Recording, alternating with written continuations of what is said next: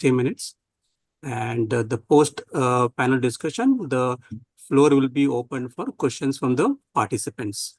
So with this brief introduction, let me introduce to our audience Indian Textile Journal with a few slides. Hope the slide is visible to everybody. Yeah, it is. Thank you. So for the past 130, so Indian Textile Journal is 134-year-old magazine, and it has been serving the Indian as well as South Asian countries with its information through print as well as website. Acclaimed as the India's leading textile magazine, this publication is avidly read by the decision makers from the industry. From fiber yarn to technical textiles to spinning, weaving, processing, dyeing and finishing, knitting and garmenting, ITJ's editorial content spans the gamut of materials and processes vital for the industry. What's more, the magazine has a robust digital presence in its website. IndianTextileJournal.com is preferred source of news and information. ITJs enjoys a readership of around 1 lakh every month, with around 80% of its readers from senior management. And Indian Textile Journal is published by a group called as ASAP Info Global Group, which also publishes magazines such as Smart Manufacturing and Enterprises, Construction World, Equipment India, Indian Textile Journal, Indian Cement Review, Infrastructure Today, among others. The group also hosts conferences and exhibitions such as India Construction Festival, Cement Expo, 3i Expo, Rasta Expo, Infrastructure Today Conclave. In the September 2024, Indian Textile Journal will feature India's top 50 textile companies. ITJ is the only Indian industrial publication who does this annual exercise with respect to listed textile and apparel companies. The ranking of the companies are based on the performance of their sales, profit, and investors' confidence, that is, growth in the market capitalization. Companies are evaluated for this ranking belong to various textile value chains such as spinning, weaving, home textile, technical textile, apparels. ITJ's September 2024 is a collector's edition referred by top decision makers for textile industry, as it contains detailed analysis of top 50 textile companies. So with this, we come to today's webinar. The textile industry, considered to be among the oldest in the world, plays a big role in India's economy. It is the second largest employment generator after agriculture. The domestic textile and apparel industry contributes approximately 2.3% to the India's GDP, 13% to industrial production, and 12% to exports. India has around 4% share in the global textile and apparel trade. However, a worrying trend is India's share in the global garment market has increased only by 0.1% from 2000 to 2022. With India aiming to raise its textile and apparel exports to $1 billion by 2030, the industry and the government have to take multiple steps to gain market share in the highly competitive global marketplace. Against this background, today's panel discussion will try to find out the best possible ways for Indian textile and apparel sector to navigate through these challenges and competitive globally, and to be competitive globally. Our guest speakers for today's event will be Mr. Prashant Agarwal, Joint MD Wazir Advisors, Mr. Raja Shanmugam, MD Warsaw International, Mr. Rakesh Mehra, Chairman Confederation of Indian Textile Industry, City, Mr. Robert Antoshak, partner Girzi Textile Organization USA, and Mr. Sanjay Jain, MD TT Limited. The session will be moderated by Mr. Sachin Kumar Arora, Executive Director, Textile Machinery Manufacturers Association, India. So before I hand over the stage to Mr. Arora, let me introduce him and our esteemed panelists for today's discussion. Mr. Sachin Arora is the Executive Director at Textile Machinery Manufacturers Association India. He has more than 18 years of experience in resource fundraising, issues-based campaigning, government liaising, and formulating industrial policies and organization strategies have helped him grow as professional services expert. Under his leadership, TMMA was able to bring out some important projects for the development of the industry. Then we have Mr. Prashant Agarwal, who is a joint managing director at Wazir Advisors. He has an extensive experience of 26 years in various corporate strategy, business creation, diversification, and performance enhancement assignments in textile, apparel, and retail sector for Indian and international clients. He has worked in manufacturing, sourcing, and marketing developed departments of leading textile and apparel companies. He has also served as guest faculty in IIT Delhi, IIM Ahmedabad, and has been on board of some of the most successful textile parks in India. And we have Mr. Raja Shanmugam. As a first generation entrepreneur, Mr. Raja Shanmugam established the firm Warsaw International in 1989 as a garment export unit. As the company's MD, he oversees the manufacture and export of garments to multinational brands. Additionally, Mr. Shanmugam is the chairman of Alpen Knits India Private Limited, a company involved in the textile machinery business and also operating a textile spinning unit in Tirupur. He has also served as the past president of Tirupur Exporters Association from 2016 to 2022. Then you have Mr. Rakesh Mehra, who is the chairman of Confederation of Indian Textile Industry, Textile Sector Skilled Council, NCT CDRA. He is also the board member of National Skills Development Corporation. A chartered accountant by profession, he is the chairperson of Banswara Syntex Limited, an integrated textile manufacturer and exporter of yarns, fabrics, and garments, having a turnover of around 1,400 crore. Mr. Mehra joined BSL in 1986 and was one of the pioneers in developing the export of man-made textile out of India. And then from US, we have Mr. Robert Antoshak, who has over 30 years of experience in the fiber and textile industry. As a partner with the Gizzi Textile Organization, he manages the Gizzi US office, consults with various companies throughout the textile supply chain. He has held top executive positions in many important organizations such as Fiber Economics Bureau, American Fiber Manufacturers Association, American Textile Manufacturers Trade Resources, among others. And we have Mr. Sanjay Jain, who is the managing director of TT Limited, which covers the entire spectrum of textile sector, cotton, yarn, fabric, garment, and accessories. Currently, he serves as a chairman of ICC National Textile Committee.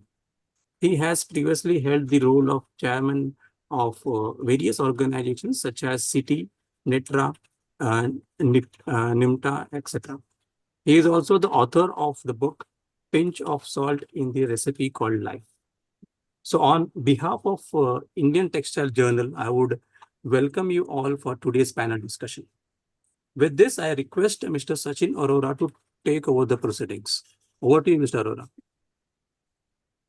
Thank you very much, Rakesh ji. It was a nice introduction and context setting. I think this webinar was long due after the formation of the new government at the center, announcement of the budget, looking at the geopolitical scenario globally, the scenarios in the neighborhood of the country. There are a lot of questions, a lot of queries, a lot of curiosities among our audiences, our academicians, media people, government official, as well as the industry people. What will be there in store for all of us in the coming 6 to 10 months, or maybe 2 to 5 years down the line?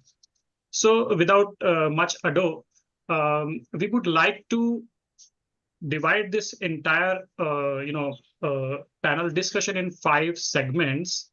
First, we will be discussing about the impact of the budget, which was recently announced by the Honorable Finance Minister Srimati Nirmala Sitharamanji. The second segment will be about the discussion on the present status of the textile and apparel industry in India and its impact on the global market.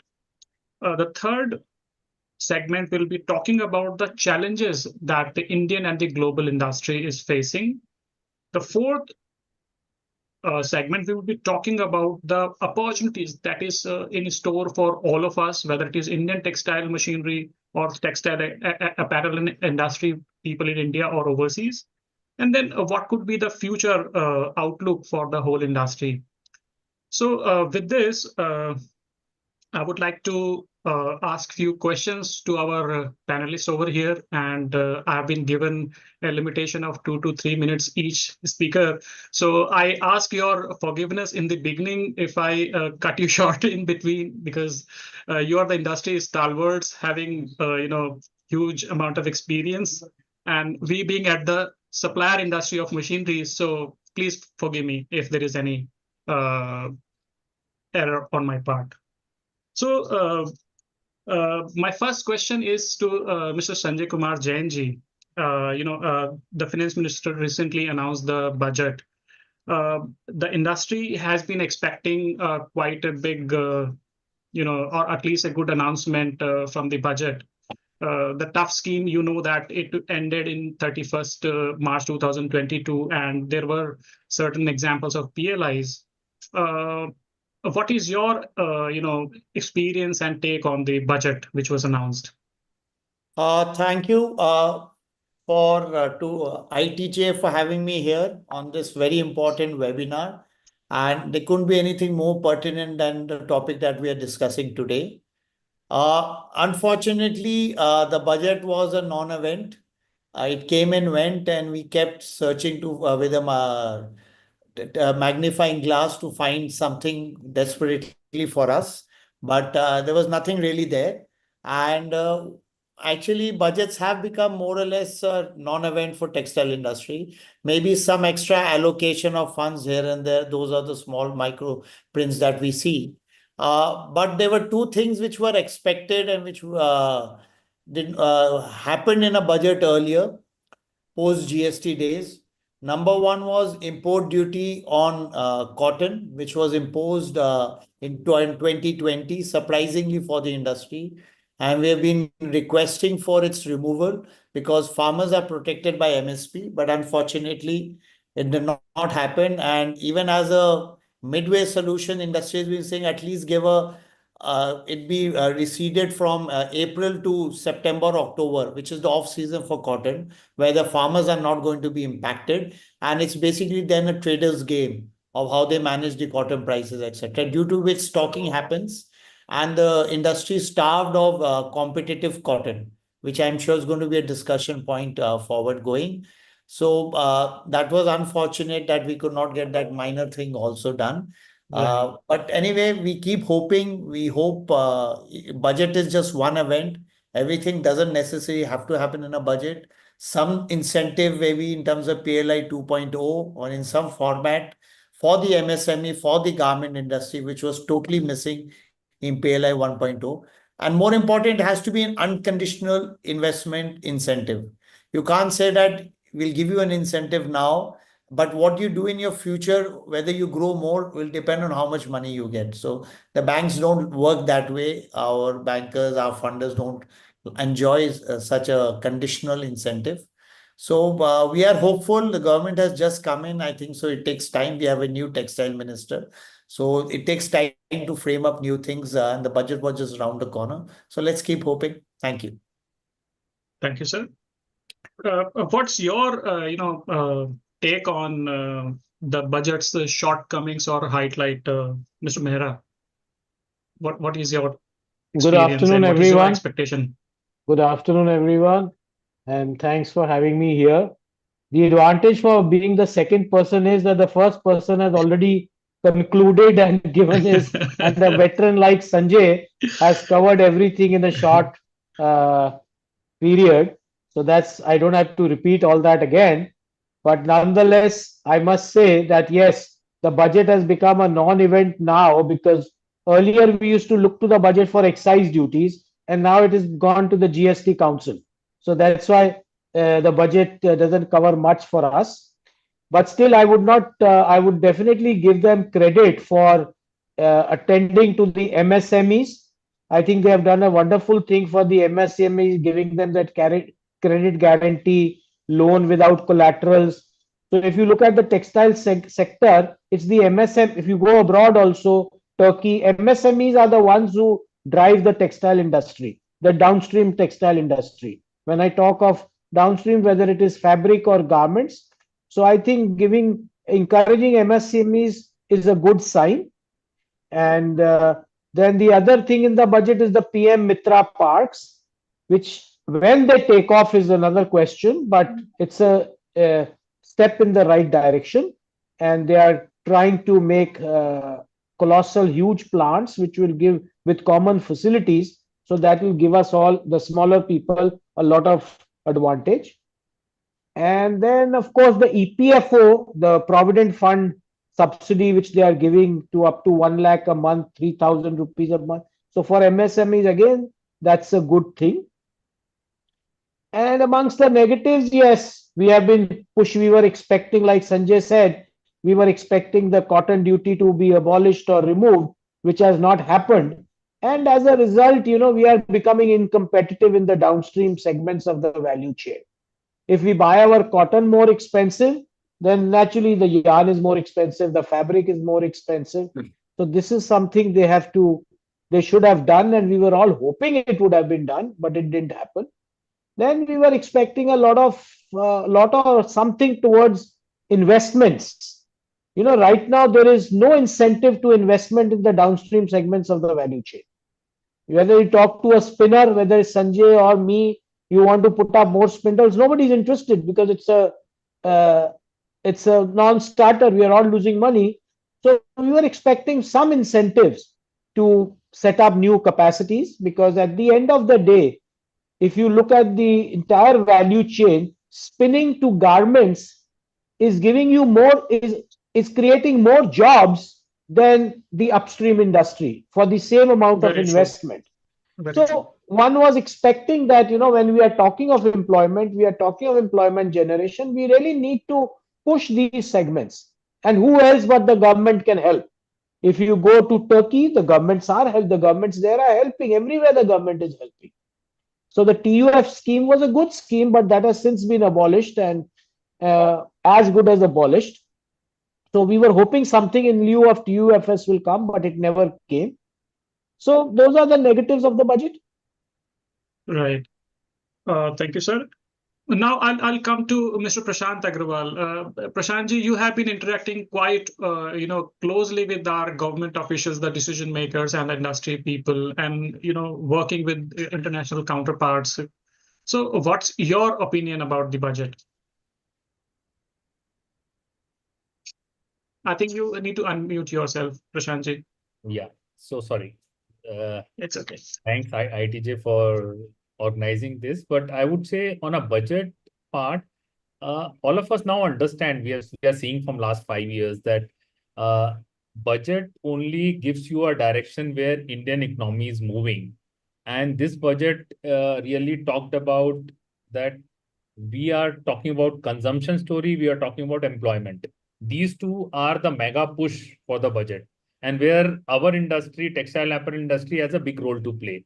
When we talk about employment, and that's why what Mehraji also talked about, that whether it is newer employments, whether it is older employment where EPF, ESI, or new incentive for those, that's what they have announced. Beyond that, I think MSME is a big issue. So with employment benefit and collateral-free loan, see, MSME also gets loan, but at 18% interest, 20% interest, and then you need collateral for everything. Our banking system actually is not supportive of industry. That's why sometimes I feel like a bank making thousands of crores profits every quarter. What does it mean? That you don't want to fund and then you earn interest? Yeah, the banks are for promotion of industry, not to earn that much of profit. So I think I would say collateral free loan, the nitty-gritties we have to read, and the employment push, and the consumption story for India. The way the economy will grow, all of us are in this industry. We know consumption will grow. That's an India advantage, that you have a domestic industry and export. Both industries are there. If the way the direction government has set, it moves, I think rest lies with us as an industry, that how can we push. We were, I think, while expectations are always there, but we were never expecting they will announce PLI or TF. So we are working with ministry on new TF scheme. So whether it will take 2 months, 3 months, they're really sincerely working on that. PLI, they are saying they can announce, but these announcements are not part of budget anymore. So I would say, I think if India grows, all of us will grow. Nitty-gritties will remain. So budget is only giving you a direction, not a real-term policy initiatives. Right. Thank you, Prashantji. Okay, I think it's within the country that we have discussed. So let's go out of the box and let's invite Mr. Robert Antoshek from USA. What's his perspective about the Indian textile and apparel industry, like as a partner with Guernsey, and also as a US citizen, what he is thinking about Indian textile and apparel industry, and also particularly the global stage, how the garment industry is going to perform. Over to you, Mr. Antoshek. Thank you very much. Thank you. And thanks to ITJ for the opportunity to participate. India has the most of probably every major of all major exporters in the world of textiles and apparel. India has probably the best opportunity right now to really shine in the market in terms of basic textiles, as well as it has an opportunity for cut and sew. And I think that's something that many sourcing companies in the US are looking for. They're looking for alternatives right now. The market's a bit uncertain. Other suppliers are still struggling. China is definitely still in the market in a very major way, but people are diversifying their sourcing options. So I would say that India is well poised, well positioned to be able to capitalize on changing sourcing strategies. And there are companies who are looking to expand throughout South Asia. So that's why I say I believe India is very well positioned to take advantage of that. It's important that India is seen as a secure source of supply in uncertain times. Well said, Mr. Antoshek. Considering the current market scenario conditions and global uncertainties, how do you see India's position in the global stage today? Mr. Sanjay Kumar Jain, the question is to you. What would be the influence of our, these factors of geopolitical uncertainties on our industry, whether we have to supply to the domestic market or the export markets? How do you see that? Mr. Sachin, if you see, of course, a lot is happening geopolitically for the last few years.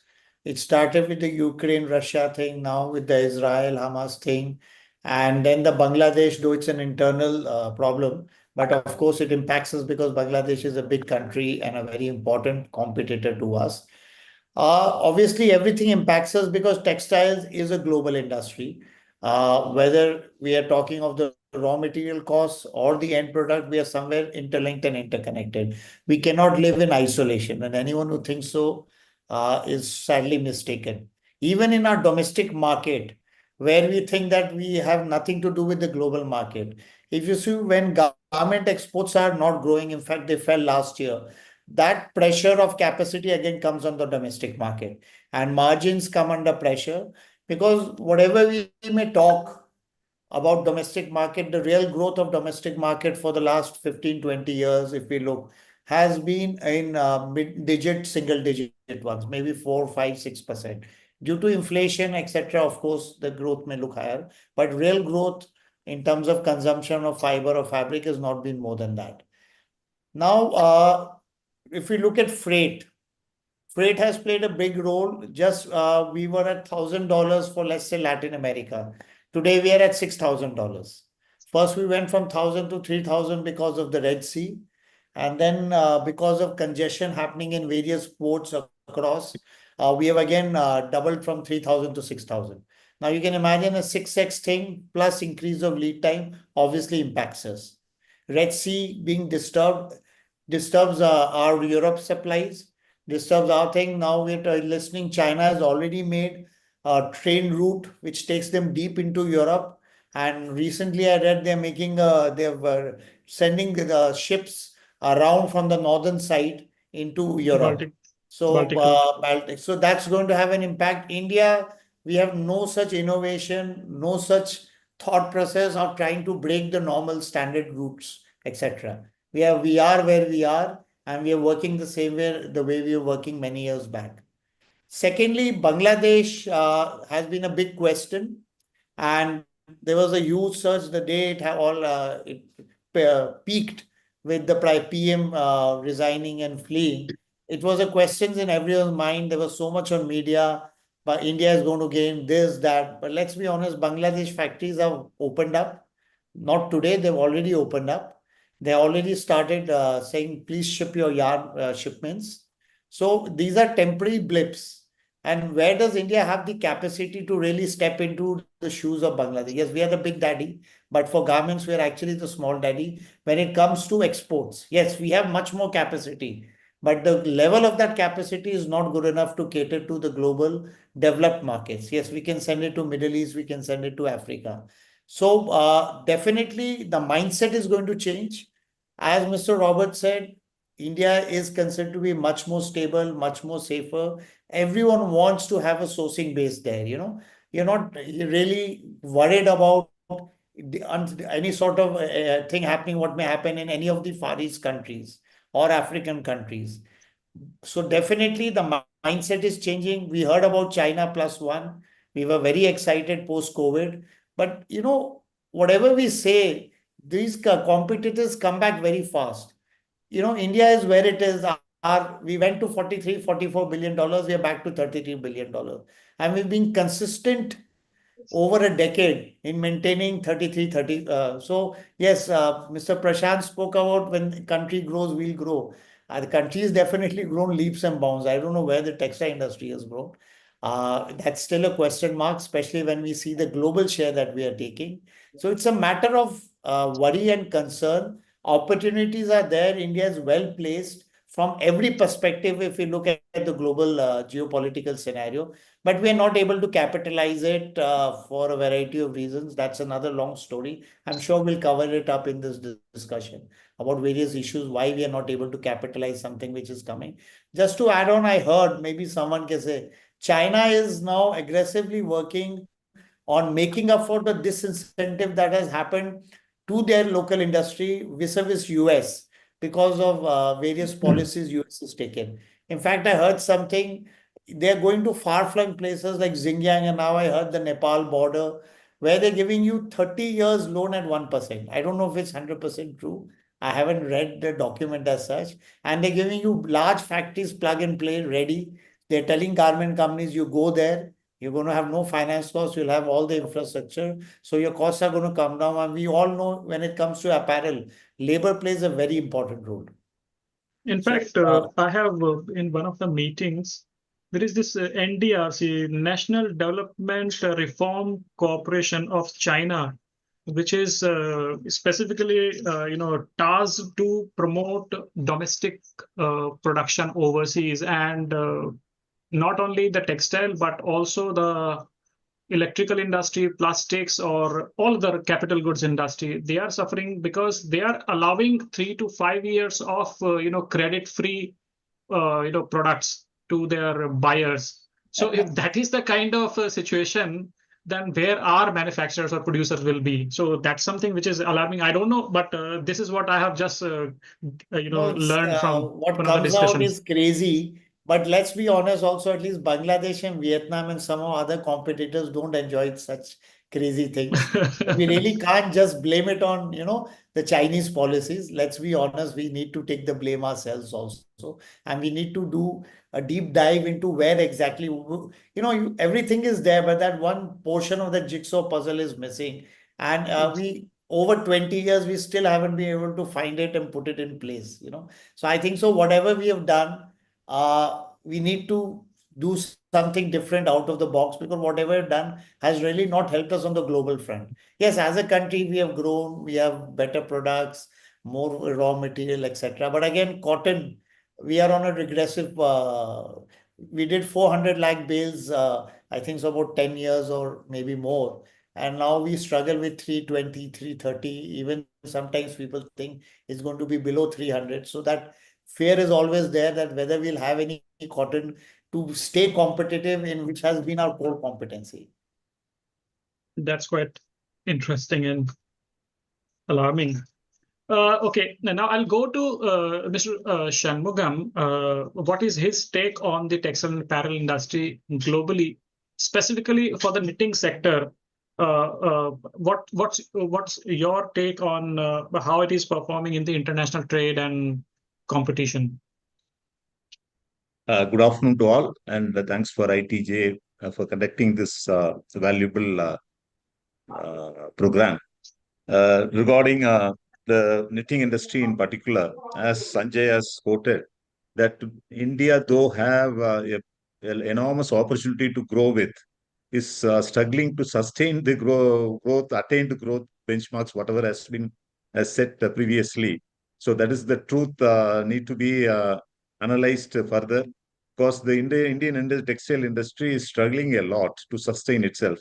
And particularly in the geopolitical situation, what is being witnessed right now, it's very hard to sustain ourselves as an industry. So that is the fact to be noticed. And as he rightly quoted, that all the establishment are now targeting the domestic market only. So again, there comes a big fight on the price front, and this is going to be telling impact on the existence of the industry altogether. But though this is a progressive and promising industry across the globe, all need to give a much more attention. And as rightly you quoted in your introductory speech, that this is next to agriculture, this is a job creating segment. But I want to say further that even agriculture as an industry, agriculture as a job creator is receding because of the automation, what is happening around day in, day out. But this industry, it's being a design-driven industry. It actually requires the automation has its limitation to the peripheries of it. The core segment requires the manual involvement. So thereby, this is generating more employment than agriculture of late. And the country like India, which is populous nation, need to give much more attention to this industry to promote further. And because we are blessed with all the promising factors, like we are the cotton growing country, and we are having a man-made fiber facilities in comparison with China and other big competitors, and we have a huge population who are below 35 years of age, more than 60% of our quantum. So these are all the advantages factors which has provided for India like country to equally compete with China, if not better than China. But what we are seeing is that we are receding on the backward. Even tiny nations like Bangladesh, Vietnam, Cambodia is overtaking us. So this is the status of our industry as of now. Right. Now, so far we have concluded two of the segments of this discussion. Now we'll go to the next one, which is about the challenges the industry is facing. So I'll go back to our overseas counterpart, Mr. Robert Antoshak. From the global perspective, what are the challenges the Western companies or suppliers encounter while they want to invest in India, and vice versa? What kind of challenges Indian companies face while establishing themselves in the overseas market? What do you see on that front? Thank you. It's really interesting. Both the suppliers from India and the buyers, say from the U.S., they of course they've known India and they've known each other for many, many years, but there's renewed interest in getting to know Indian suppliers and what the capabilities are. At the same time, it's really important for India's manufacturers to really be proactive in this market, introducing themselves, making the tours, getting engaged with particularly in places like New York, where so many of the buyers are. It's very important to make that effort, okay, and to be seen. Because again, the audience is receptive because they're looking for safe sources of supply. I think the one thing that that I hear a lot of is that India's terrific on textiles, terrific on cotton.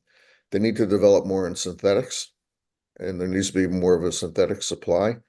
And also, there needs to be a more robust cut and sew sector. And of course, all those things take time. That's why now is a very good time to interact with the buyers as things are getting set up, as things are developing. Because then you can grow along with their sourcing plans. And with uncertainty elsewhere in the world, it really is an interesting opportunity for India right now. Right. That's quite good.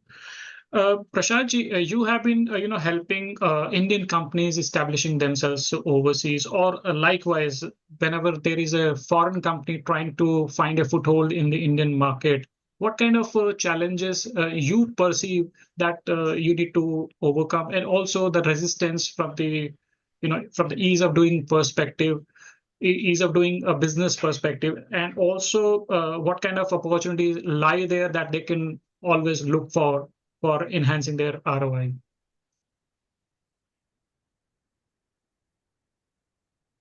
You need to unmute yourself, Prashantji. Sorry. So I need to, Sachin, divide into two parts. One is companies who want to go abroad to invest. So I don't think Indian experiences of investing outside India has been good in textile and apparel industry. There was a wave 10 years back. A lot of companies invested, and almost 90% of them could not succeed. So because when you go outside, you need to really understand the local culture there. You need to understand the management bandwidth. How do you really function without getting involved day to day in the business? That's not most of the entrepreneurs' cup of tea. So where Indian companies have been successful abroad, where the multi-billion conglomerates there, they're used to working in that way. So I don't think investing outside India will be a huge opportunity. I think partnerships with international companies will be an opportunity, whether you come to India, see Indian market, as well as because of the partnerships abroad, you can target their market. So I think joint ventures, partnerships is the way forward, instead of saying that we go solo and invest outside. And I think I would say Indian brands can go abroad a lot.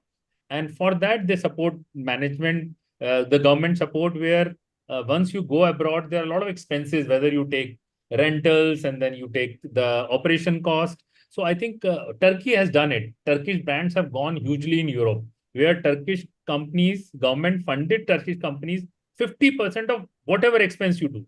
They select 10 brands every year. They take care of all their funds.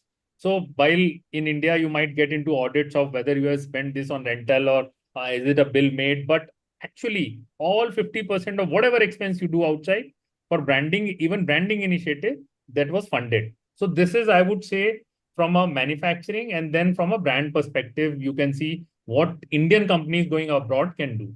Now, FDI into India, I think this has to be big. And how does it give advantage? I always say that out of overall investment which will happen in India, only 10%, max 10% will be from international investors. In times to come also, 90% Indian investors have money. They can, but to run a business, you have to focus on manufacturing excellence. You have to bring in that kind of manpower who is able to stabilize. For example, in synthetic industry, how do you really stabilize your quality? How do you really work on product development? You have to partner with companies like Kofoti in Korea, where newer product development, because these products don't go away. You have to create newness in the product. If you newness is come, then only your consumption story will go up. So all of this it brings a new ecosystem altogether. So international investors first is very important. Second, what I have found that we have so good policies at state level and all, where but international investors are somehow not aware of all what India gives. So one is awareness is missing. So one-to-one going to companies and making them to come to India is one part. The other part I would also add is that now, as Indian domestic market is growing, they are requesting the brands in India. They are growing at a 30 to 40% CAGR. They are asking international counterparts, you come to India, you have to invest in India. But once they come to India, they are finding that India is like it's not one India.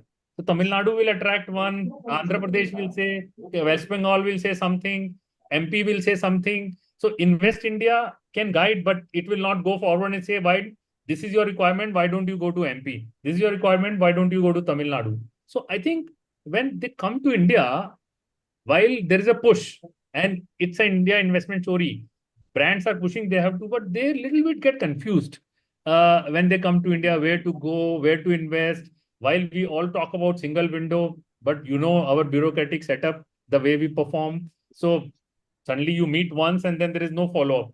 So I think when these same investors go to Vietnam or China, even they are welcome like state guests. So one person will give you all approval. Here in India, they have to go through everything. So I think there are a lot of issues. And if we really want these international investors to facilitate, as per your question also, I think we have to work on a mission mode approach. We can't just say, oh, now 100% FDI is allowed in textiles. You can come, we welcome you with open arms.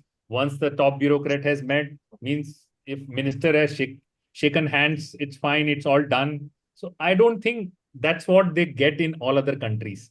So I think we need to relook, work on a mission mode approach to really attract that investment. I don't see we should bother about numbers in terms of how much investment has happened. I think the kind of ecosystem it's going to create for our companies to become successful will be the key. The way their whole ecosystem, the companies work, how the departmental, how the organization structure work, I tell you, it's completely different than what we work in India. I have seen so many models outside, and this is completely. So I think we have to relook. It's very important for us, and it has to be done on a mission mode approach. That should be, I would say, in these two areas is what we have to work. That's quite insightful, Prashantji. Now, I'll again go back to Mr. Mehra, though this question is kind of answered about the turmoil in the local neighborhood and how the Indian companies can reap the opportunities. What's your opinion and your forecast for the challenges that our neighborhood is facing, specifically, for example, Bangladesh? Though Sanjay sir has partly answered that. What do you see? Is there a chance for the Indian companies that they can look around and they can, turn them opportunity to their, benefits?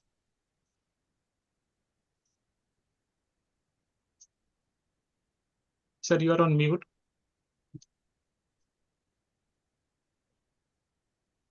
See, seizing that opportunity, like Sanjay said, it's a long drawn process. And I would rather not try to say that, okay, they are in trouble and I will take advantage of it. We should rise, we should increase our business on our own competence and on our own strengths. When COVID came, in 2000, when COVID came, everybody said now China is over, India is going to take over China. All over, people started saying China is out and it's India everywhere. I said at that time also, let's not look at somebody's grief or somebody's mishaps and try to seize that. We have to become competitive. We have to get it on our own strength. So that as far as Bangladesh is concerned, I don't think there is anything to rejoice about. We should only sympathize with them. They are going through a bad patch. And if at all the Indian business matters, I think we are only losers as of now.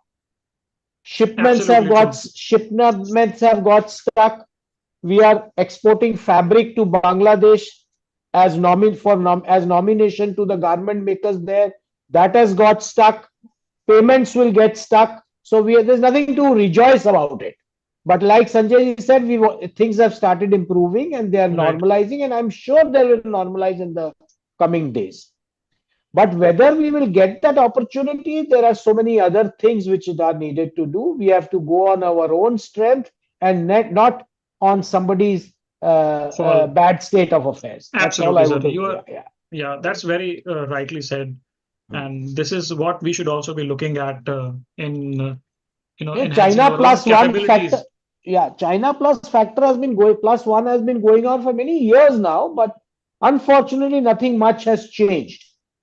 There are a lot of things Absolutely. which have been to be done, which have been discussed during this webinar, and which I guess we'll discuss further in the remaining time. But we can't just say that, okay, COVID aa gaya China mein and now we will take over everything.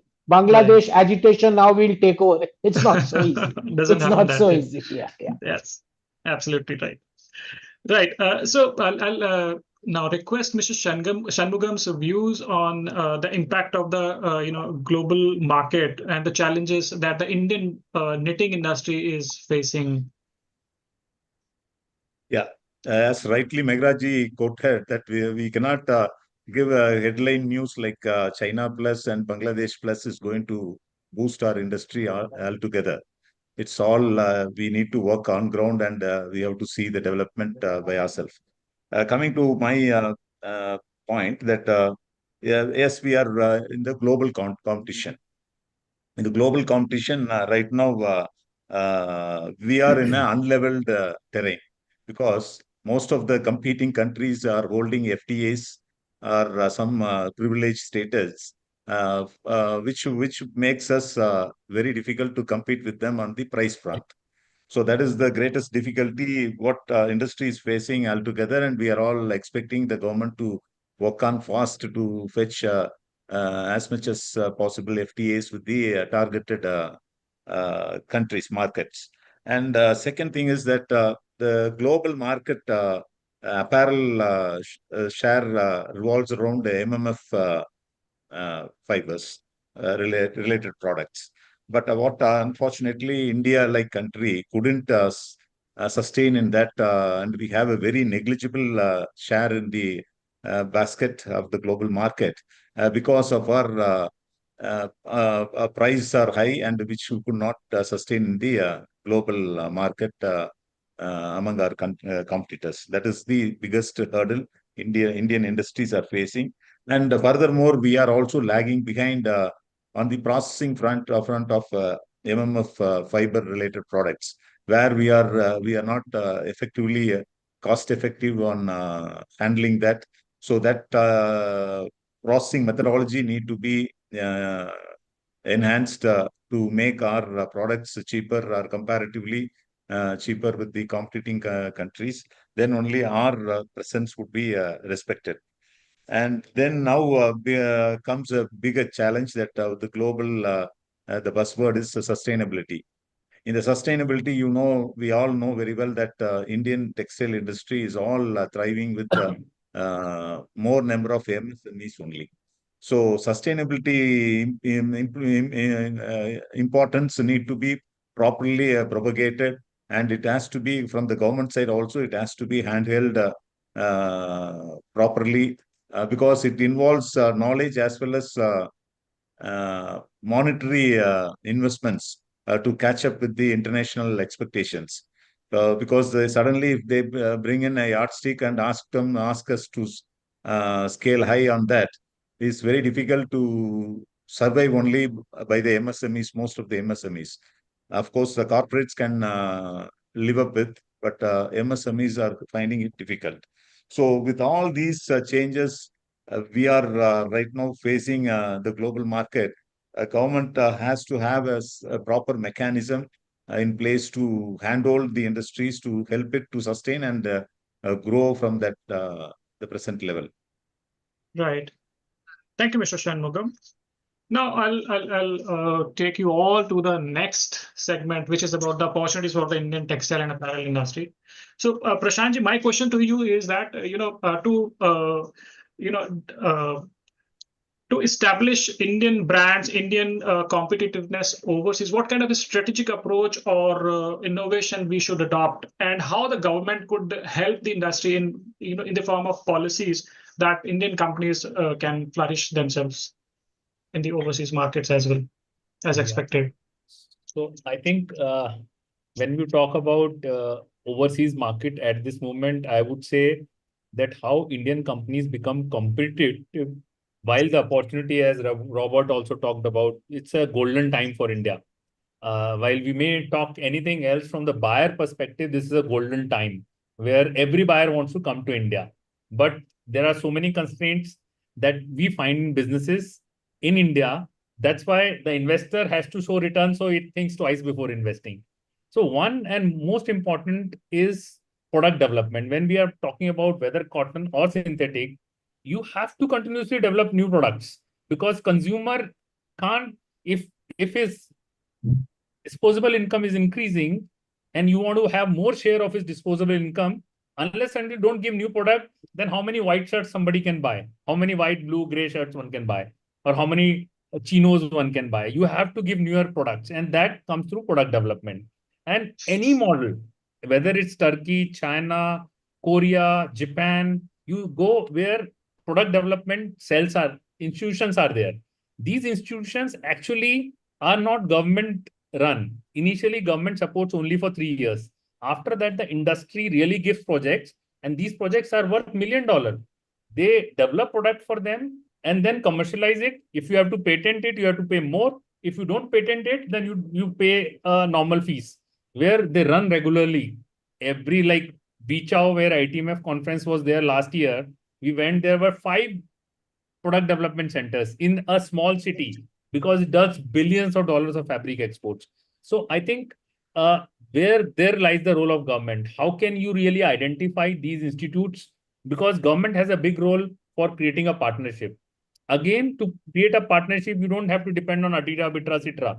You have to really create institutions where the technical head is somebody who has done it in outside, international person. And then CEO can be Indian. At that time, you have to forget about bureaucratic setup, and then real development will happen. So creating those kind of institutions, bringing technical head from outside, not Indians. I am not derogating that, saying Indians can't do it. Indians, under the pressure of bosses, the owners, the CEOs, they say, okay, fine, sir, finally what you say is fine. But outside, if they don't say, okay, sir, I'll resign, but I'll not do this. So I think these kind of product development centers are needed for us to really help industry to grow further. The second part on sustainability, where India has to have, Indian government first has to really spend huge amount of money to create a sustainability roadmap for us. Once the roadmap is clear, they have to invest huge amount to ensure, because there India can take a lead. No country in the world can say that I am first in sustainability. Everybody is on almost the same benchmark. India can leapfrog and be the first, but you have to really invest. It's a lot of work to do. So I think these two aspects. The last point I would say, I think Indian government has to understand, after agriculture, there's the biggest employer. Then you can't say, oh, I came out with a 5,000 crore package or 10,000. If it needs a package of 40, 50,000 crores, please give it. That's what you give to agriculture industry. You have to understand this industry has moved from US, Europe, Japan, China, because it moves to a lower cost countries. And you say you are independent because your costs are going, we can't do anything. It doesn't work like this. So you have to really invest whatever it needs. That's why I was talking about mission mode approach. Somehow we say, oh, we have given this, what is the result? No, please forget. Have you asked agriculture industry that I have given you 50,000 crore, what is the result? So I think we need to think as an employment creation industry and work on it. So I would say this is how incentive, sustainability roadmap, and new product development centers. I think if we have this, we can really, really go where we deserve. That's great. Okay, Mr. Jain, what do you see? I'm like, if there is any improvement in the export market performance of our Indian textile and apparel industry, how do you see that? Or next 5-10 years, where are we going? Well, we have no other place to go but grow, because we have not grown for a decade. So even if the law of average catches up, we'll definitely grow. But the question is, how much do we grow and how do we grow? Prashantji partly gave some very important pointers. I think so. If you look at we as a country, where are we lacking? Just I would like to highlight 3-4 points. Number one, we all know the world cotton, there's no more growth possible. You're going to just go round and round. You can do some value addition. So all the growth comes from man-made fiber. Cotton has been constant at in terms of consumption globally. Now, man-made fiber, we are way, way more expensive. We still don't have the right quality just for the fiber. Forget when we move to yarn and fabric, the thing, you get broader, the whole difference gets broader. Why has China grown or Vietnam grown? Vietnam, because of the Chinese backup of raw material. Vietnam doesn't have any raw material per se. Most of the fabric comes from China. So we are way out and on the fastest growing, and where all the growth is going to come if you're not competitive. I think so. How are you going to grow? So that's one portion. Your raw material is expensive, and normally people feel it's the spinner's problem if the fiber is expensive. But trust me, it's the problem of the entire value chain, right up to the garments or the made-ups. Secondly, is our productivity. Now, let's forget few isolated cases. India is a country, when it comes to garmenting, made out of MSMEs. And those MSMEs are smart business people who can very fast grow. Now, they're not able to, they don't have the guts, I would say. Prashant ji said we need to invest. But how many people have the guts to go out and invest, in sustainability, in productivity, take special programs with wafer thin margins, where you're always on your toes, where the market has been so bad for the last few years post-COVID. I was just seeing what Wazir only gives that data, and I see it very interestingly, is, retail sales in US grows by 5%, imports have been falling by 20%. So obviously the opportunity is coming because the pipeline is getting drier and drier. So obviously there's a big bang opportunity, but can we get it? Now, how do we get our productivity in place? Just talking is not going to get us. We have zero, if I would say, centers of excellence, real centers of excellence, who are working on ground level, to take you to the next step. We are talking of big things. You may have TRAs doing a lot of research on some unique type of fabrics, but that's not where you're going to get your volumes. That's not where you're going to get mass growth. Yeah, you can become a niche player in some segment. You may replace some import fabric, etc. But if we really need to grow, how can we bring down the CMT? And a very basic thing, the cost of stitching, cutting, and packing of a normal round neck t-shirt, of a polo t-shirt. Today we are not competitive as against some of other countries in Bangladesh and Vietnam.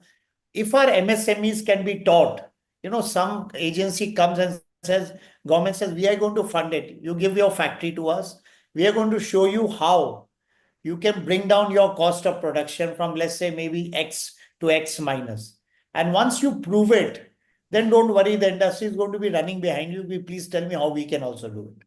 But you need to work at where it really hurts and where you can have explosions. The niche part can continue in the country. We can always have a bullet train. We can always have but we have to correct the rural roads if we really want to grow as a country. Right. Secondly, our processing. Forget processing. We don't have big capacities. We don't have huge. But I can tell you in knitting, I've seen personally, you used to have processes of 4 tons, 5 tons, and they would be very proud if they're doing 10 tons a day. Today, there are so many processors, 20, 30 tons a day. But the problem is they set up those big capacities. They don't get consistent orders.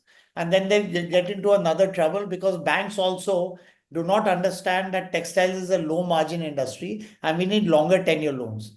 We can earn money, but we don't earn enough to repay loans in 5 years. So they come under a lot of pressure, and then you see so many cases happening. Now, processing costs, if you see domestically, it's the sort of cost we have to pay for getting top quality processing done. It's available, but the cost is alarming. When we see same quality or better quality fabric coming from outside, we wonder how exactly are they making it work? Is it just the yarn cost or is the processing cost? So for processing, again, we need real life examples. Create a crack team who says, I'm going to go to every cluster, pick up 5 factories and make sure instead of 140 rupees a kg, they'll be happily able to supply to the industry at 120 rupees a kg. Happily. Same thing I'm talking of knitting because I'm a knitting man. Ludhiana, Tirupur, Calcutta, Kanpur. And it cannot be impossible because if China is able to do it, if Vietnam is able to do it, why not us? It only needs chemicals which are not very difficult to ship from here and there. The machinery is all the same internationally. Best machinery is also available in the country. So let's pick up the areas. Let's create live examples with the MSMEs, with the mid guys. The large guys anyway have enough money. They can get the best consultant from anywhere. They can improve their productivity. They can pay. They have buyers also who are ready to send their teams to make them increase. But what happens to the critical mass where the real growth can come? Imagine if MSMEs even grow by 20-30%, which is no big deal for an MSME because the base is so low. Garments also doesn't need too much of capital. By God's grace, unlike spinning and all, you don't need too much of, even if capital is couple of percentage points expensive, it can be managed. You have state government incentives. But if the main things, you're not getting fabric at the right price, you don't have productivity, labor costs can never come down. But I'll tell you, True. people who crib that Bangladesh has cheaper labor costs, please also have a look at Vietnam's labor cost. Please have a look at China's labor cost. Okay, China, again, we talked that they have policy support. So That's let's where the question of productivity comes into picture. so productivity, it's not that only cheap labor is going to help you. No, it's not going to help you. You need to pay labor more. They're going to demand every year you're going to have to pay them minimum 10 to 15% extra. So forget getting cheap labor. You have to make them cheap. They also earn, you also earn. How that happens is just because of productivity. So opportunities are great. As I said, the pipeline is drying up. We've seen a very slow pickup consumption, even domestically also. I'm sure we're on the verge of a big uptick in terms of demand. People are going to come, but you're going to say, sorry, I don't have the capacity. I don't have the people. Imagine what happened in Tirupur. Every time at holy time, you don't have people. And this time, Holi followed by elections. I know Mr. Raja can tell you, I also have a factory in Durpur. We were literally crying.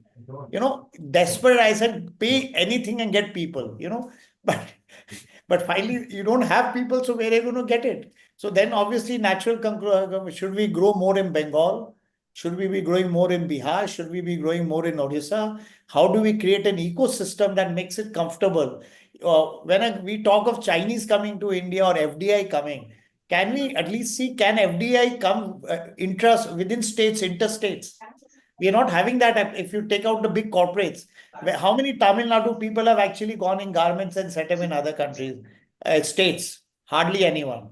How many spinning mills of Tamil Nadu was a leader in spinning? How many of them went to Gujarat? They were the Gujarat guys who set up Gujarat. So I think so, you need to make it comfortable. Forget of Right. cultural differences between countries. We are not able to align ourselves within a one country.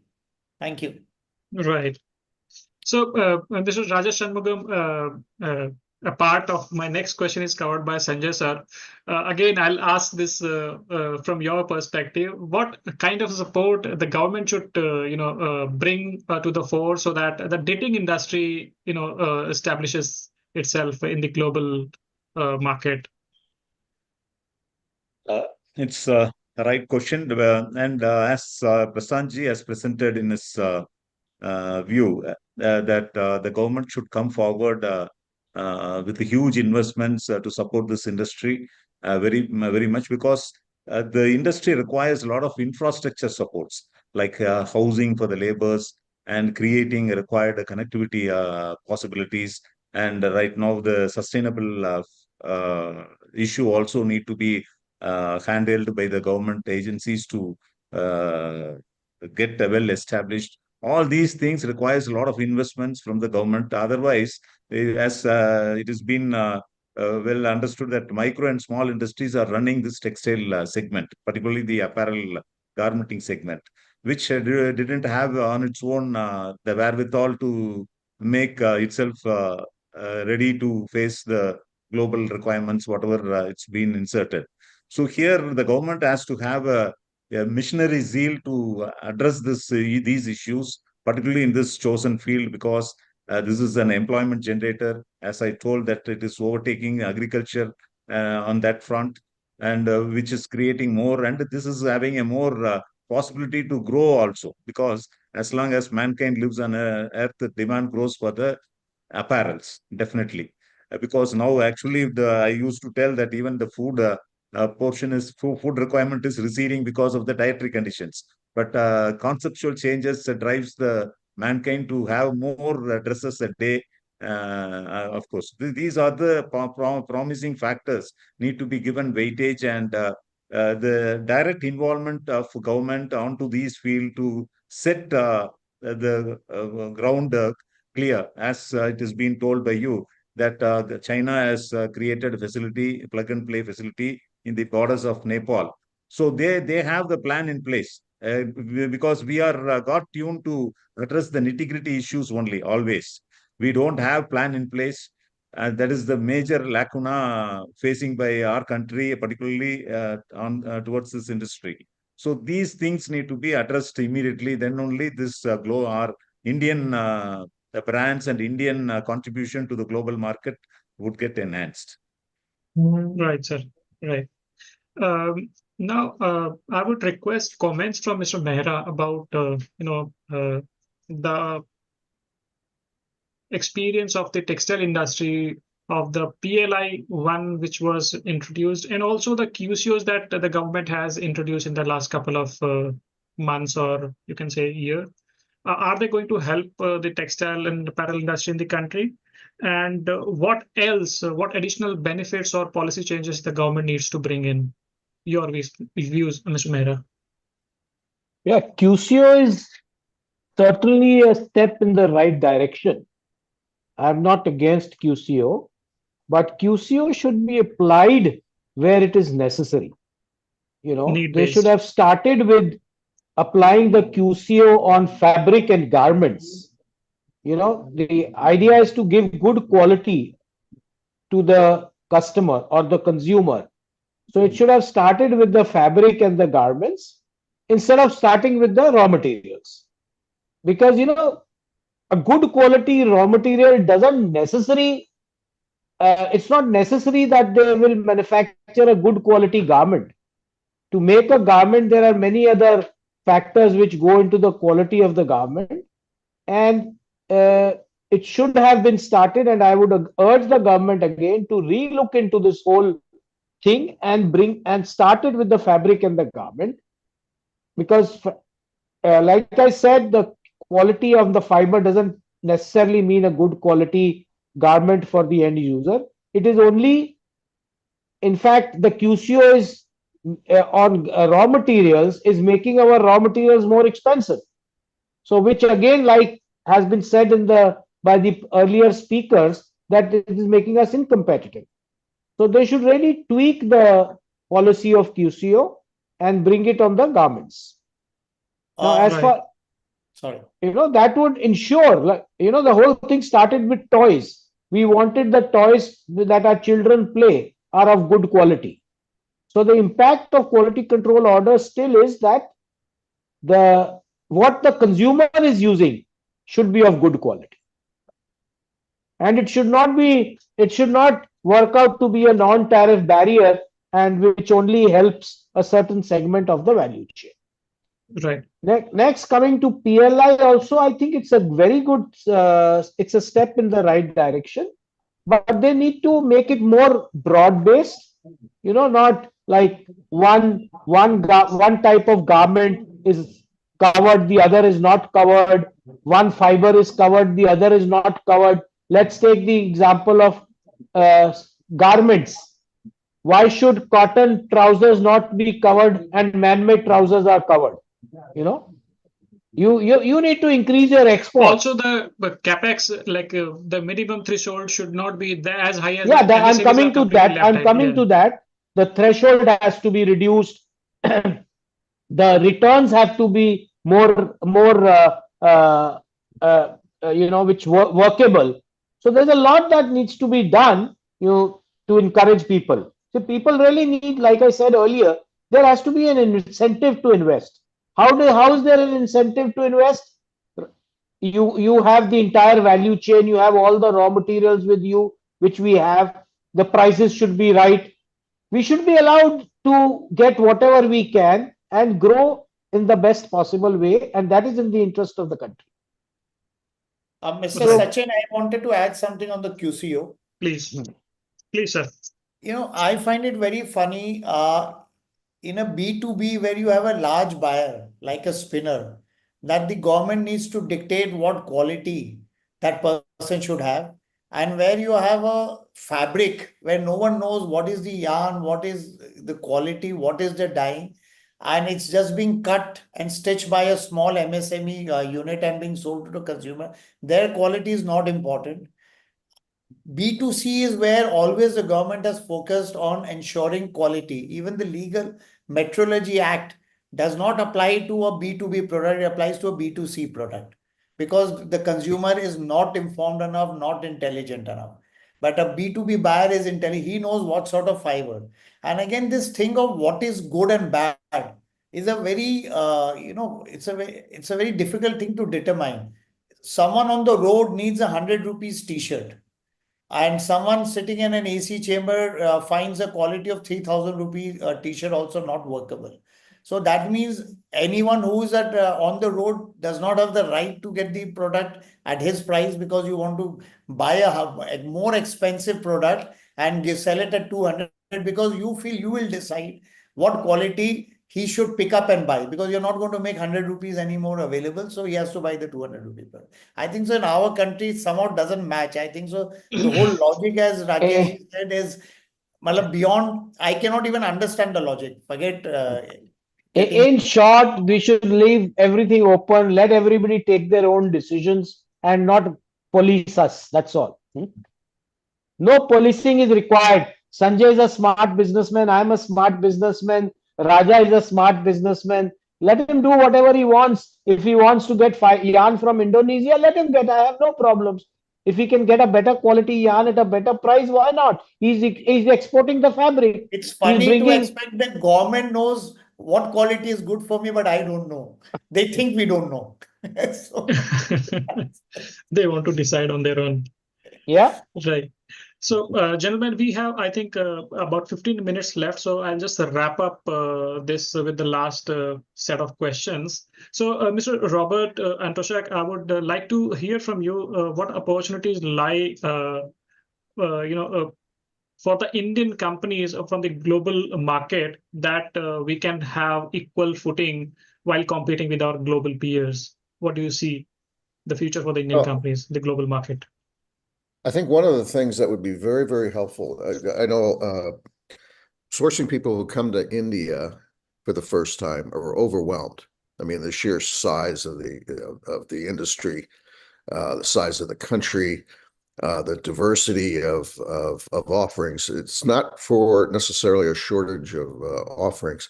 It's knowing how to navigate where to go and who to talk to. And having I don't know, a clearinghouse or some sort of a mechanism in place where it's easy for buyers to go to, and then they can help make the introductions would be very, very helpful. And I'm not suggesting that doesn't happen already. All I'm suggesting is that is a very good exercise for India going forward. India in some ways has to be reintroduced to certain segments of the buying community, okay? Because China was so dominant for so long. I mean, that was the reality.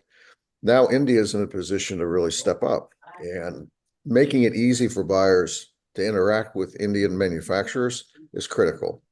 And so I know a lot of that I've seen that with a lot of the regional governments and so on. And of course, the organizations are very active with that. But more of that kind of outreach, more of that kind of interaction, I think is very, very helpful. And it'll help India take advantage of the unique position it has right now. Great. Mr. Jain, I would like to hear from you. What are the future trends that you see in the next 5 to 10 years, and how the Indian textile and apparel industry should adapt to these, rapid changes which are coming? If I have to answer, give example. Say, for example, artificial intelligence, robotics, automation. So, what's your take? I think so. You can divide it in two parts. What you said about AI, digitalization, ML, those all things are things which are going to come and we need to adopt it. And just picking up from my old narrative, we need to create this availability of various forward-looking things in a cluster basis by probably the government or other institutions, because an MSME knows and wants to do it, he doesn't know what to do about it, how to go about it. And if he tries to go about it, he hires a consultant, it gets very expensive. And finally, sometimes he finds he's nowhere. He's back to square one. He loved the presentation, but he couldn't really adopt it in his business. So we need to put it in perspective for the MSMEs and provide them that tailor-made solutions. Of course, they'll pay for it. But once it's proven, it's tailor-made for them, that they can say, hey, I take A, this is my payback. I adopt this, I'm going to get it in 2 or 3 years, I'll recover. They need to see it to believe it. They are not such big visionaries, or they don't have the pockets, to afford themselves to become such big visionaries to keep trying new things. That's on one portion, is at the back end. Of course, there's no doubt, and it has to come at an accelerated pace, because labor in India is not going to be our advantage going forward. We're already very late on the curve, and probably this is the last opportunity for India to use labor. Today also, I was giving the example of Tirupur. We are saying we have such a big problem of unemployment. We don't have jobs. But you talk to any industry guy saying, where are those people? Can I have them? And, garments is not a super skilled job, where you need a highly educated person. A few weeks of training and that guy is good to go. That guy or lady is good to go. So we talk about there, but wherever we see, there's a lot of supply when it comes to the white collar thing, but for the blue collar people, it's getting more and more expensive and they're still not available. Now, coming on the trends that I see, I think there's going to be all non-cotton. We have to forget the days that cotton is going to lead away. Performance fabrics, active wear, anything to do around MMF, various developments that are happening. Our homegrown companies like Grasim and Reliance also doing a lot of work, and they're also ready to work with you. I must commend them. They always are more than forthcoming if you tell them that you need something, how to do it, how it works. But again, they have their limitations. So we need to create, as Prashant ji said, we need to create core centers of excellence and working on very basic developments. How can you make a basic t-shirt better, more comfortable to a consumer, give it a different feel that he appreciates it. Still 90% of the wear is going to be shirts, trousers, loungers, bermudas, t-shirts, polos, etc. innerwear.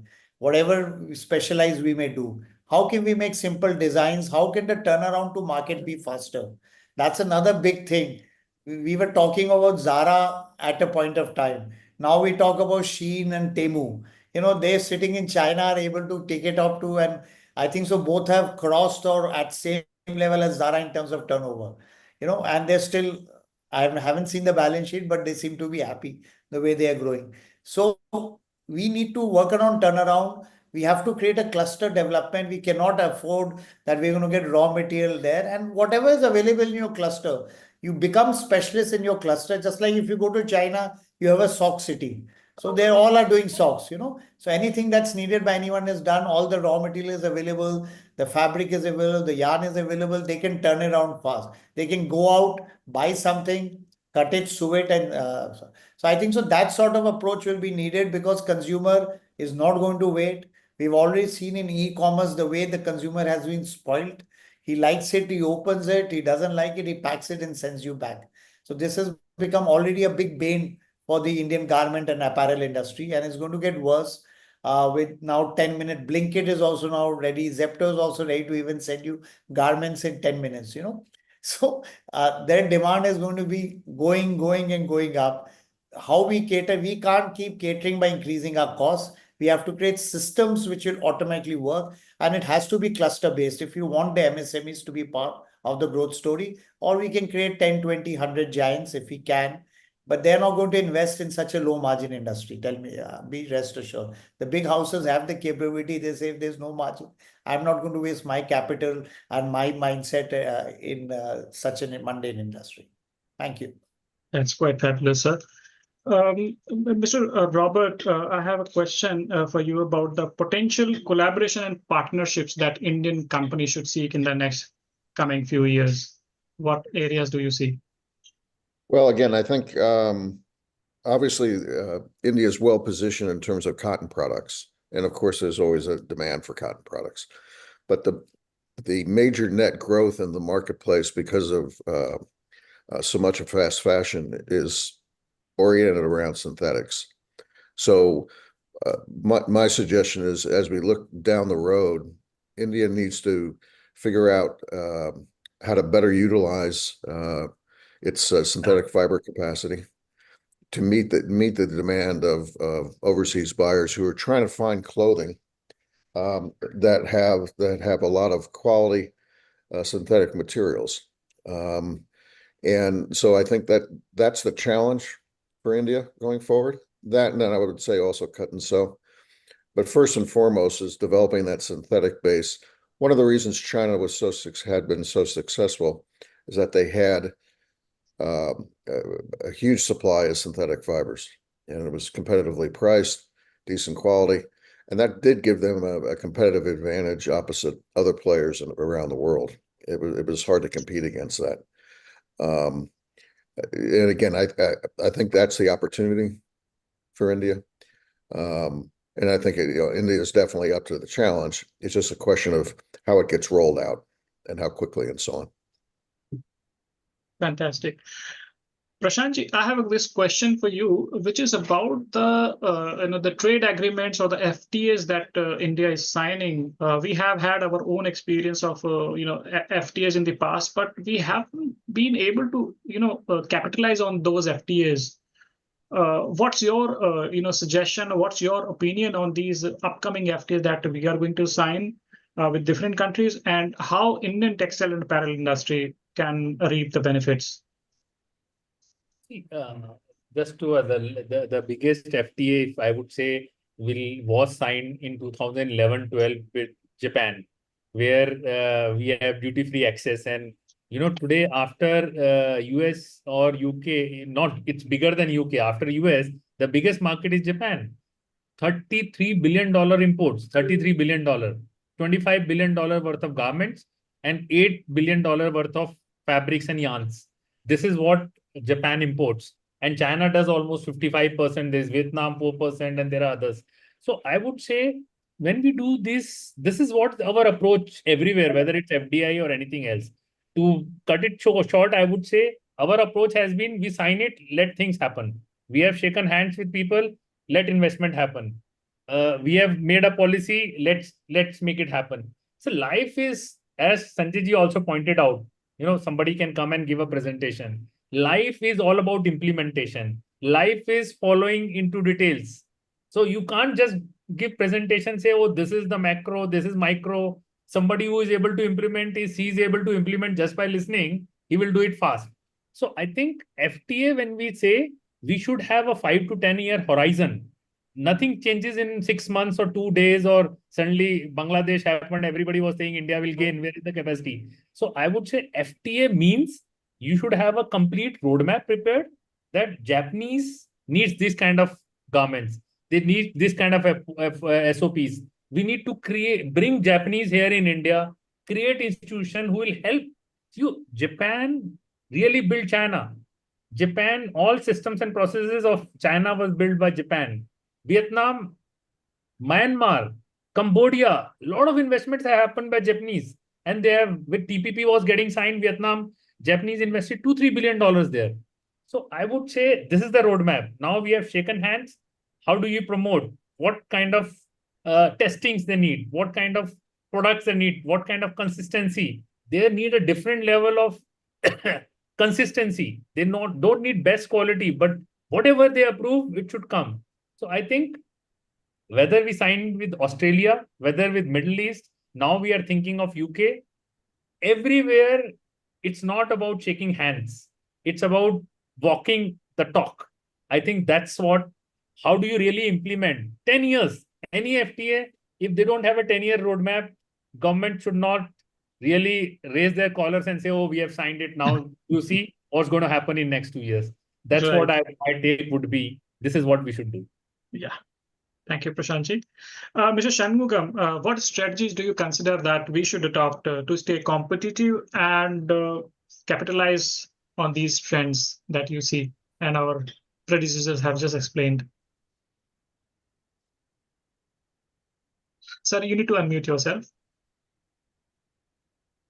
Sorry. As an industry, we have to upskill our existing skilled laborers, whoever been employed, because this is becoming a more important factor to ensure the productivity with quality. So this is a very much a required factor to be addressed. And of course, we have to invoke the possible automation wherever it supports to increase the scale of the production. So these are the major strategies need to be worked out individually by the entities.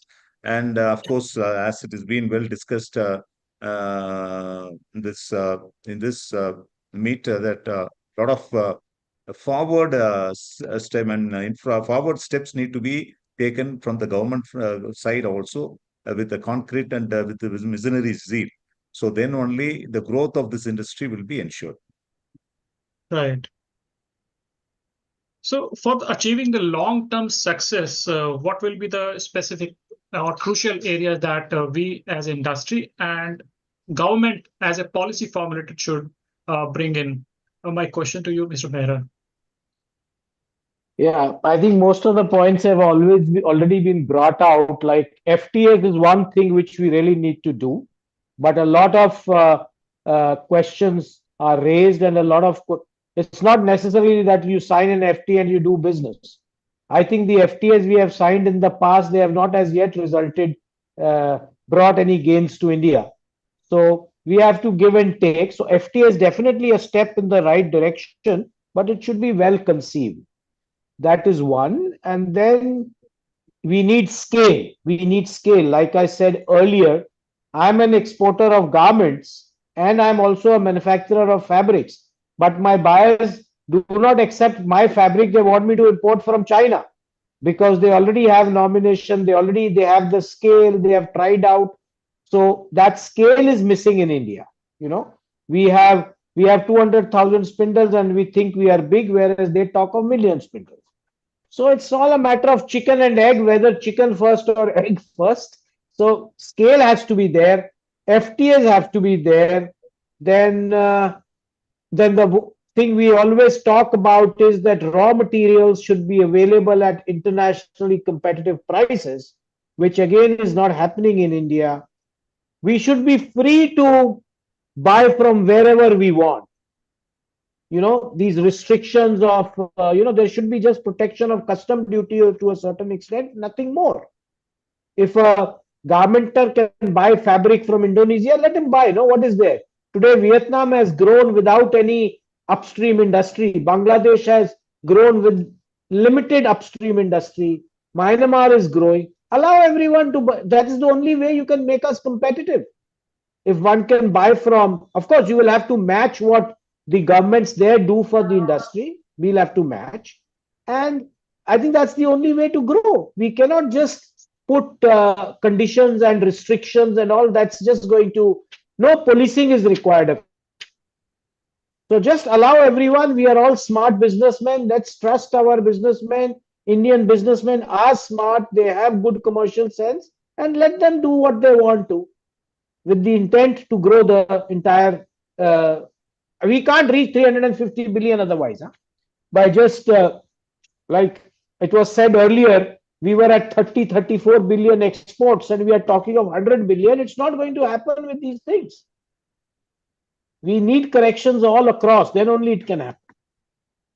So broadly, these are the things I think we have all well summarized and summed up. Yeah. Thank you. Great. So, thank you, gentlemen, for your valuable time and your open remarks about various questions that we have asked. Though we have tried to, throw any possible question from our domestic as well as our overseas, panelists. We have some of the guests present who are part of this conference who may have certain questions. Rakeshji, what's your take? Should we We read will out take their couple of them. questions? Yeah, Yeah. couple of them that are there. I will just take couple of them. The first question is, what kind of opportunities is from Mr. Naveen Agarwal. So why we are not growing with respect to synthetic sector for garments, also in active and sportswear. I think Mr. Sanjay Jain would be in a better position to answer this. I think so. Domestically, we are not growing. We are growing by leaps and bounds.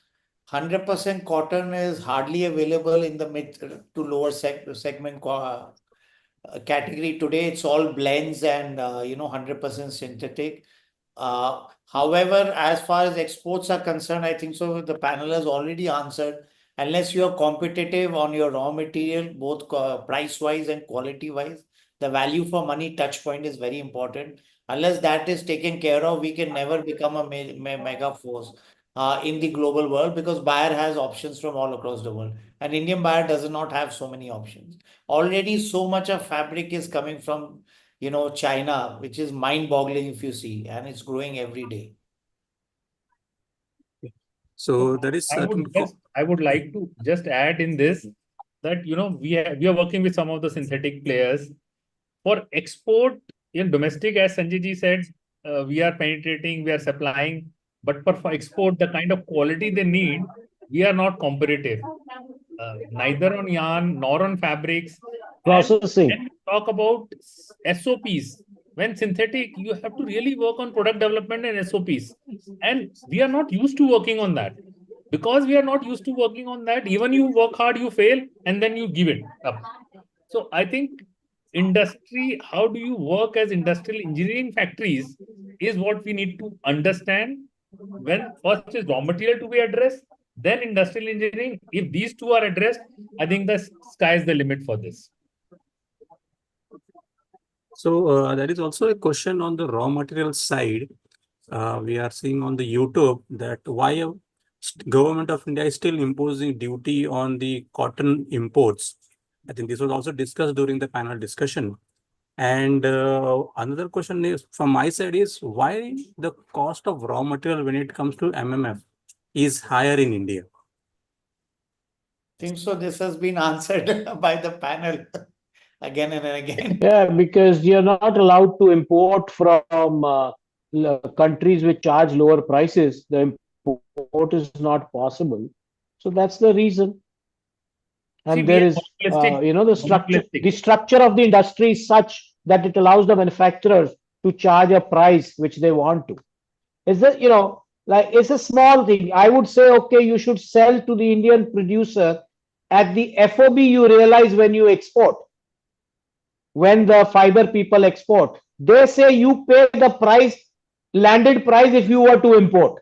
So it's just a very thin line of difference, no? That difference is duty, na sir? Remove duty, everything. Duty, clearing, forwarding, ocean freight, everything. No, it's not just the duty. See, today the difference between what my counterpart in China is paying is significant. It's not just the duty. Duty is neutralized by duty drawback. It's a lot more than that, Prashant. So it's just, because if one were to export fiber, you get a CIF price of say $1. You have to pay freight, you have to pay commission, you realize say 80 cents. Whereas the same $1 when you import, you pay custom duty on it, you pay clearing and forwarding on it. So it comes to 120, 125. So difference is huge, no? And it's just a matter of perception. Should you price the domestic at your FOB realized or import parity price? This is that much difference. And the most funniest part is Bangladesh, Vietnam, Cambodia, Myanmar don't have any any of these raw materials. Still, they're flourishing and growing and doing better. That's what I said. Allow everyone to import from wherever they can. Control the import of fabric and garments and see the industry will grow. You put QCO on fabric, QCO on garments, and leave everything else open. I think we are now running out of time. So it was an Okay. excellent, conversation, and to know from the experts on the industry the various pain points and also suggestions to these problems. And it was really a very insightful discussion we had today. So on that note, before I conclude today's discussion, I would like to thank all our panelists and also our moderator to Thank you. engaging for this engaging discussion. Also, I would like to thank our participants who had joined for today's events, and looking forward to your participation in future such webinars. So before I conclude, I would wish all of you a very happy Independence Day in advance. With this, let me conclude today's program. Thank you all for participating Thank in it. you. Thank you, Thank you. Jay. Everyone, and Thank happy you. Thank you, Independence to everyone. everybody. Happy Thank you. Ghar Ghar Tiranga. You should have put a Independence Day. Tiranga here. Why did you not put a Tiranga in the back? Yes.